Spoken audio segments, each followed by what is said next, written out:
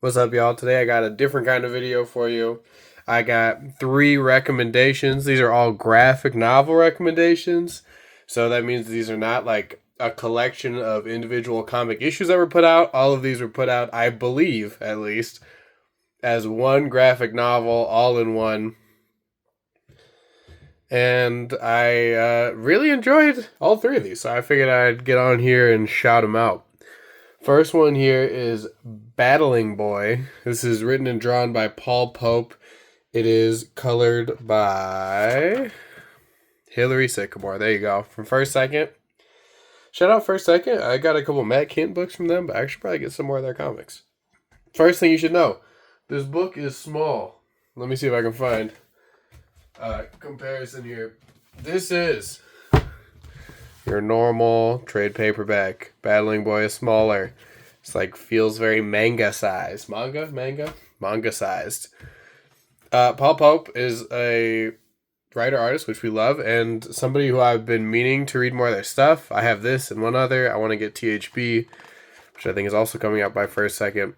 Oh, which brings me to my first point, is that this is already cheating. Because when I said graphic novel, it's all included in one. That's not true for this one. This story is very clearly unfinished. However, there is no second book continuing the story. After this, there's a prequel series that seems to have a couple books. But this one was kind of left hanging. Word on the street is that Paul Pope is going to be finishing it actually very soon, that he has picked it up again, and he's going to put out a sequel book or something with First Second. I don't know for sure. That's just what I read somewhere online, but who knows.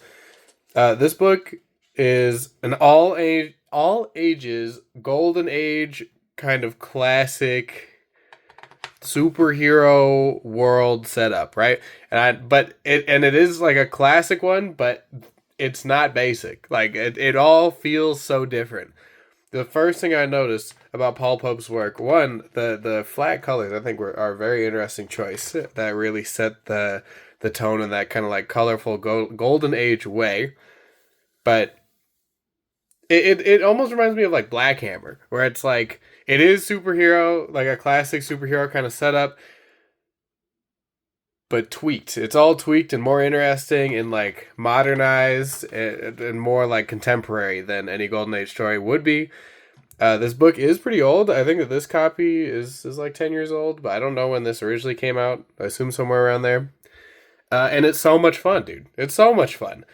The opening here, we have our guy Haggard West defeating Sadisto, who is literally kidnapping children just wandering out on the street. And he's kind of like our mix between like Batman and Lobster Johnson, kind of like that classic pulp science hero. He comes in to defeat Sadisto and his goons, and this whole beginning is just like a really rad action sequence where you get like a really good taste of Paul Pope's. I feel like his truly like best skill is his clear, effective storytelling. Like at first, you see this and it seems kind of like a lot of these panels are like really simple and like clear. I feel like this is a bad example because there's like a million panels on here. But like every panel communicates so clearly exactly what's happening, and it's written in such a way that it moves quickly, and the pace of it all is frenetic. The excitement is like tangible. The action, there's like sound effects going everywhere. There's all these crazy like sparks and special effects flying all around in the fight. This page is sick, dude. For our boy Haggard West beating these guys' ass.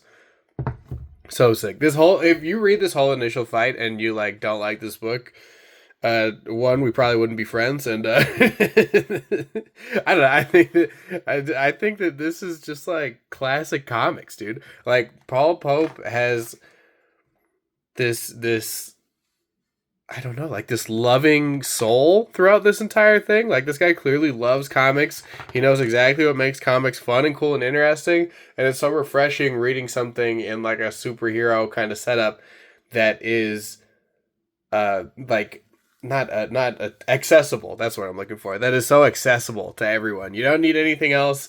Everything just feels right. There's no like crazy exposition. Everything is based off vibes and actions, and it tells you everything that you need to know. It's really wonderful. Paul Pope's art When I first saw his art on like online on some stuff, I didn't think I'd be a fan, but I like tore this book up, bro. I read this. I would have read this in one sitting, but I had to go to work. But like it was up to me. I would have read straight through this thing. There's some really cool kind of like fantastical, like Thor, cosmic. I don't know what you call it, like cosmic fantasy, I guess, elements in this story. Everything is like super simple to understand, but has more like bubbling beneath the surface all the time. It's really wonderful, man. Really, really good stuff. From this, I'm so excited to read more of Paul Pope's work. I think that I don't know, he's just a refreshing voice, man. Which is like, this is old news, bro. It's like, yeah, it's 2026, dog. Paul Pope is good at comics. Everyone else except for you knows this already. But for me, it's so sick to see. I'm just so excited to go and read the rest of it. Battling Boy is a great time. It's, as I said before, this works as like an all ages book. Like you can give this to literally anyone, I think older than like, I don't know, like 3, and they'll get it and they'll enjoy it. I think just as much as I did. Actually, before I move to the next book, I do want to talk about his writing a little bit more. His humor's really good. He does the stuff like, I feel like Brian Michael Bendis is the guy that a lot of people point to for like how he writes, how people actually speak, right? And it's kind of like people interrupting each other and like trailing off and like stuttering and like doing all that stuff. Paul Pope definitely does do that. I feel like he does it in a way that reads smoother than the Brian Michael Bendis stuff, which is like a hot take. I'm not the biggest Bendis guy. I don't like not like his stuff, but he's not like my favorite writer. But I feel like Paul Pope, when he does it, it like all fits right and it all illustrates these characters so well as a great sense of humor as we're going through all this stuff. So like while your eyes are taking in this like absolute feast of his artwork, the words are pushing you along and like keeping you. They're like, it's like buoyant. Like it's all keeping you above water so that you're just like flying right through this, dude. There's at no point where it slows it down. There's jokes that got genuine, like out loud giggles from me, from just like silly, goofy characters doing silly, goofy things. Or like all of these guys, for example, in this kind of like Thor setup world where it is like this magical floating city of gods or whatever. The guy will say something that's like really like modern and like slang, or and I'll just like toss that in there, and it just fits for this guy. Like as we learn about him, I don't know. It made me smile. It brought me a lot of joy. I really liked Battling Boy. I can't wait to read more of Paul Pope, and this is why I'm recommending it to you. This shit's good. You should read it. Up next, I got Harpy, written and drawn by EPHK. I don't know how you pronounce it. I'm assuming it's all letters. This is another, like real deal cartoonist. He wrote all of this. He drew all of this. This is a thick boy. EPHK he did Marth Valis, I think is what it's called, through Image before this, which was a really cool comic that didn't have like a decipherable language. Like it was all like alien language or whatever. Wasn't any actual words or letters in the books. That was the first book of his I read. I really liked it. I was excited that he had this and a thick boy at that. This is a thick ass book. And I mean, right off the bat, the biggest takeaway from this book, the biggest reason you should read it is that the art is wicked, bro. EPHK is so like dialed in on his own style and the way that he does things that it's so unique and it stands out immediately as soon as you see it. Like if you see a drawing of his, you know it was him that did it without a second thought. I got to be careful. There's some naked people in here. But this follows Gunny, who's a police officer and kind of this near future cyberpunk. I don't know how near future it is. The futuristic kind of cyberpunk setting. And we're kind of following her as she's trying to solve these murders that wraps her into a larger conspiracy. That's like the elevator pitch here, which sounds pretty basic. This one, I feel like you can feel the pacing of the graphic novel. Like typically when you're reading like these comic collections, because it's individual issues, they're very invested in having like exciting things happen every like 20 pages. And this one definitely takes its time, but it's not in a bad way. And I think a big reason for that is that EPHK's world building in this is unreal. His environments, Like, he's showing us close-ups of food. We get all these different characters that seem so different from one another. It's, like, really, really something else, man. Like, the detail in the settings for this whole thing is ridiculous. Ridiculous. I think that this is, like, a real showing for him. Like, a real, like who's doing, like, how can you tell me someone draws better than this? Like, what? It's so sick. It's so sick. Really detailed world, and then, like, as you start reading, even though it's a little slower pace, I'm just happy to be, like, in this world, like, hanging out and, like, seeing things with Gunny as she's going along her day. It's really sick, man. Really sick. All the design elements are great. Everyone has great outfits. Like, look at this right here. Look at this thin panel of just at a freaking, like, convenience store. She said, like, a corner store. Everything has so much detail. There's a million panels on every page. EPHK is one of these guys where every woman you see in his books is going to be pretty sexed up. That's just kind of how it goes. I'm not mad at it, but something just to state, yeah, she's, you know, it's just how it is. It's how it is. It's a stylistic choice.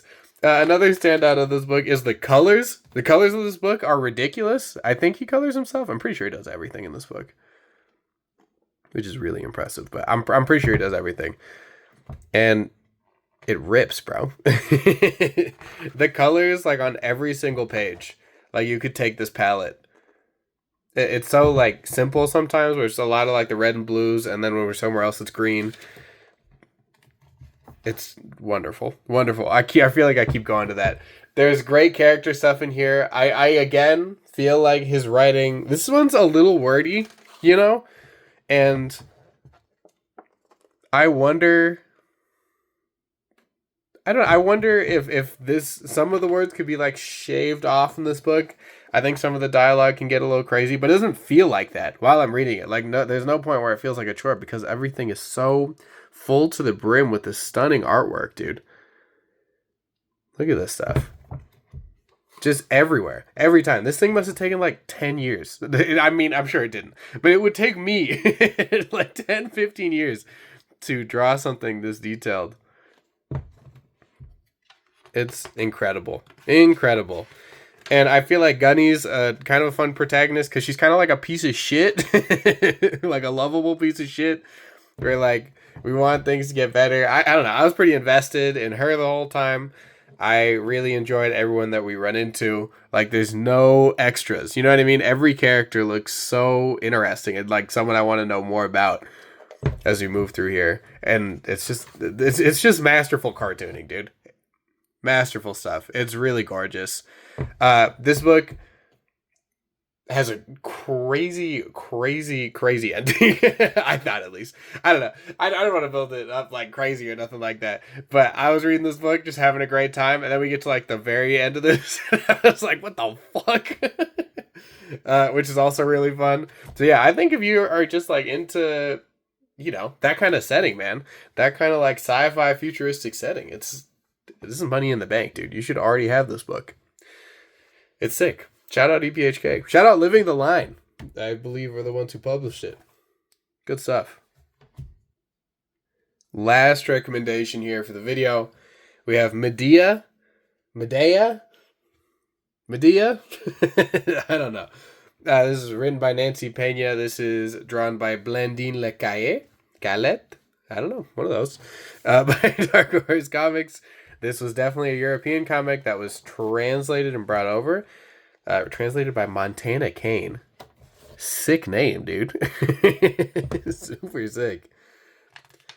This book follows Medea, a figure in Greek legend and like mythology, I guess. There's lots of characters that like I was not familiar with Medea specifically, but there's other characters you meet like the Jason and the Argonauts, like who else? Theseus and the Minotaur I mentioned in this book. So it like takes place within all of those classic myths.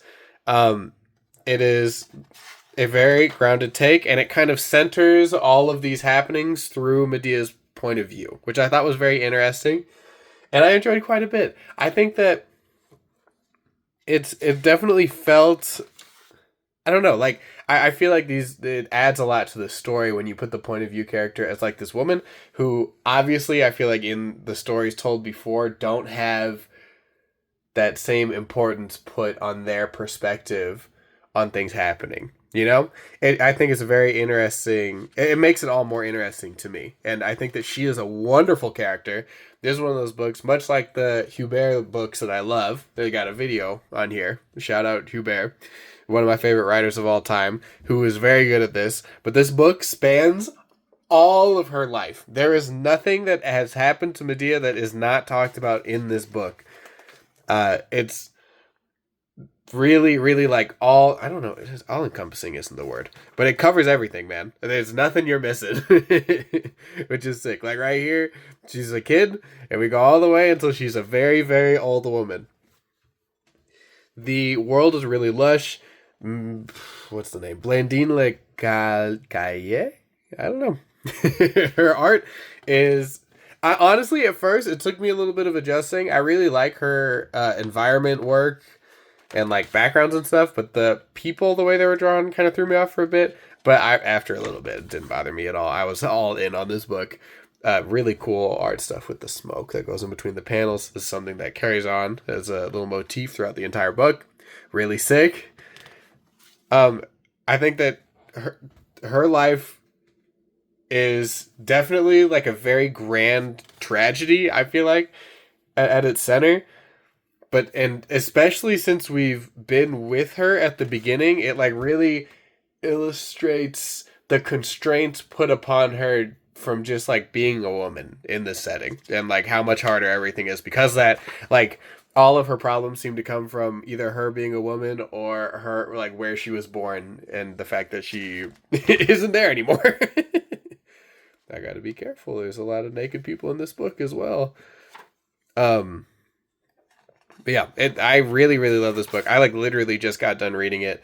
The writing is incredible. Very, very good stuff. This really does take on like a period drama. Like this felt very Game of Thronesy to me.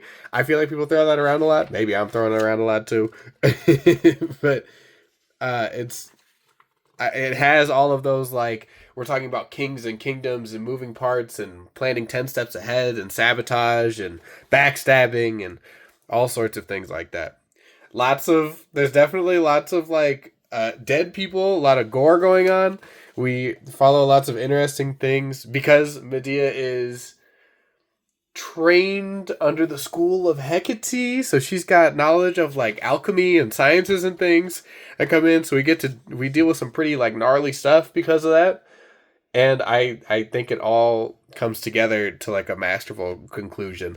Like this story is an epic. I think that this is one of those books, like, I don't know if it's gonna be one that's in print forever, but I think this is like a classic telling of this. Like, this makes me think of the Heracles books by Edward Coeur from Magnetic Press, those ones that they put out. I would put this in kind of the same boat as that. That one I like the artwork a little bit more, and I think I've made a video on here before about how good that series is. I hope I have, for Heracles. But it just feels like a classic, dude. Like it captures all the great things about Roman and Greek mythology, for me at least.